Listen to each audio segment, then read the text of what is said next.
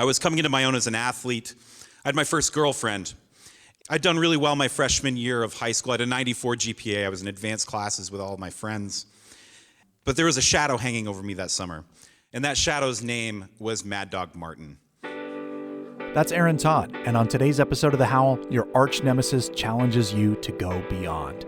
From NCPR and the Adirondack Center for Writing, this is The Howl, true stories, no notes, live on stage in the North Country. I'm Ethan Shanty. When I graduated from high school, all I knew is that I wanted to become a writer. And like every teenager who spends his free time reading, I too knew that I would write the next great American novel. I took every writing course that I could at SUNY Potsdam, but I didn't find that anything was particularly challenging. So I thought, well, damn, I guess I'm pretty good at this. And then I met the Mohawk poet Maurice Kenny. He was SUNY Potsdam's writer-in-residence, and right away, writing became a lot harder. I was doing, honestly, my best Stephen King impression, and for him, it just wasn't good enough. He took away all my swear words, and he said, I'm not kidding, he said, you can have them back when you learn how to use them. He made me write and rewrite. He'd sit in front of me during office hours and recite the good parts of my prose, making me hear how they could sing, and then he would cross out the bad stuff in big, bold red pen. Coming up on the end of my junior year, I was starting to get short stories under my belt, and he told me next semester, I'm teaching poetry. I told him, thanks, but no thanks, Dr. Kenny. You don't understand, he said. You have no choice. I think about those words a lot now, more than a decade later. You have no choice.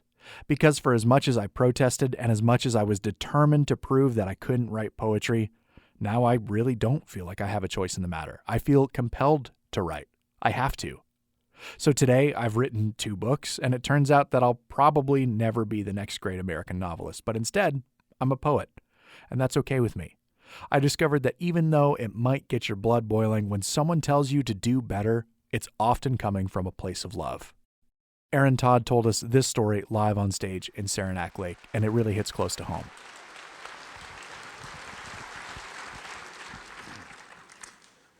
When I was a kid, it was really easy to sort people into heroes and villains. And as I've grown older, I've realized that the waters are a little more murky.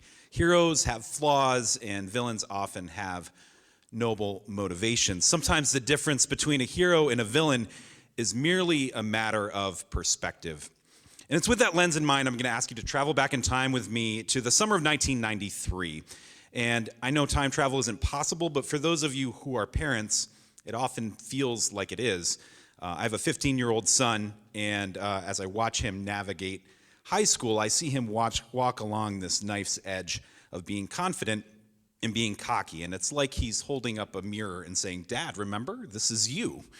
And, you know, that's a really interesting experience to have. I was a confident, more cocky kid than my son. My son was confident, and I'm cocky, and I was cocky. And I had a lot going for me at that time. I was coming into my own as an athlete. I had my first girlfriend. I'd done really well my freshman year of high school. I had a 94 GPA. I was in advanced classes with all of my friends. But there was a shadow hanging over me that summer, and that shadow's name was Mad Dog Martin.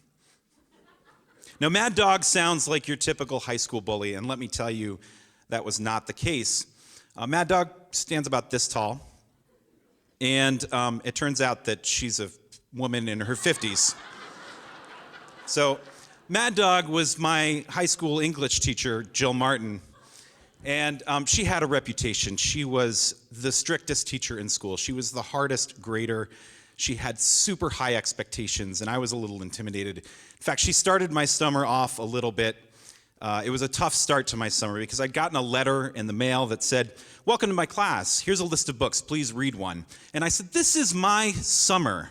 You are invading my summer. This is my space. And I was really upset about it. But I said, you know what? First impressions are really, really important. So I'm going to pick the longest book on this list, and I'm going to show you. So I read The Grapes of Wrath by John Steinbeck. And I knew I had to do an oral report, so I started putting it together. And I wrote this sweeping narrative about the Joad family's journey from Oklahoma to California, their escape from the Dust Bowl, their survival through the Depression. And I felt like it was good, but it wasn't quite good enough. So I found a CD that we had in the library, Ken Burns' Civil War series, It'd come out a couple years earlier. So I set my whole speech to this song, and I timed it to the second. I had every word set in every measure, and I was so proud of this. And I said, I am going to nail this, and I am going to be smooth sailing for the rest of the year. So it comes a day for my presentation, and I get up and I press play. I bring the boombox with me from home, press play on the CD player, and the music begins, and I deliver the best damn speech Canton High School has ever seen. And I can't wait to get my grade because it's going to be this great vindication of what an awesome student I am. And a couple days later, I get it back, and it's got a red 85 with a circle around it. Now, an 85 is not a bad grade, but I was like this, perfectionist. And it was just so disheartening. I thought, if I delivered the best damn speech that Canton High School has ever seen, and that's only an 85, what can I possibly do? Well, the year only got more challenging. Mrs. Martin assigned 80 to 100 pages a night of A Tale of Two Cities. I mean, it was a challenge just to get through every day. But there was an end in sight. In June, 10th grade would end, and I would have a new teacher for Advanced English 11. Only I didn't.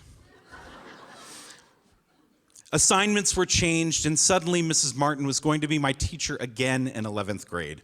We actually had a third of the class drop out from the advanced track. We went from 24 to 16. But I stuck with it. I said, no, I'm not going to let this woman deter me from my plan.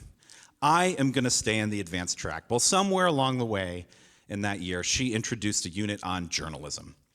And she said, I want to produce an issue of the school newspaper. It hadn't been done in decades. And she asked me to be the sports editor. And so I jumped in. And it turned out I loved it. And she trusted me with more and more. And we started working on this. We put out an issue, and it was amazing. I loved every second of it.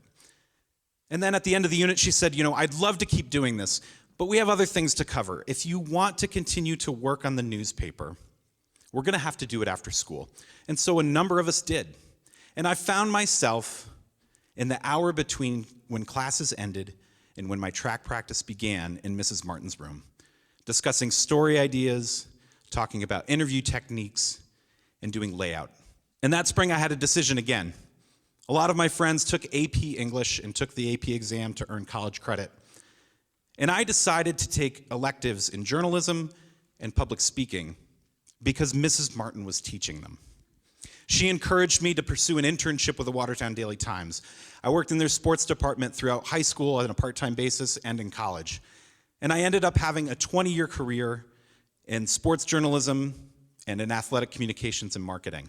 And while, like many of us over the COVID pandemic, I had a change in heart in what I wanted to do with my life, spending every night and weekend in a press box rather than home with my family became more and more challenging. So I changed careers. But one of the benefits of my new job is they've given me the freedom to teach a sports writing internship at St. Lawrence, where I continue to teach college students many of the lessons that Mrs. Martin taught me. Now, I know I established at the beginning time travel is not possible. But if it were, first I'd go back about 8 minutes ago and fix all my little omissions. But then I'd go back 30 years and I'd talk to myself and say, Aaron, it's an 85. Get over it. I know you want to find a villain in this story, but the villain in the story isn't Mrs. Martin, it's you. And 30 years from now, you're going to be on a stage in front of hundreds of people, and Mrs. Martin will be in the audience. And you get to tell her what a hero she is to you. Thank you.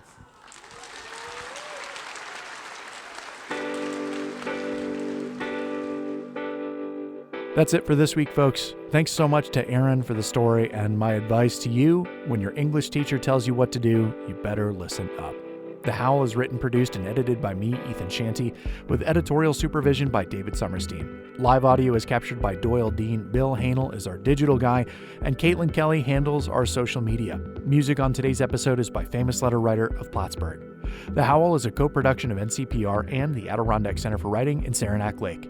You can find more episodes of this show and support the program, plus find out when we're going to be telling stories in your town by visiting ncpr.org/howl. This is NCPR North Country Public Radio.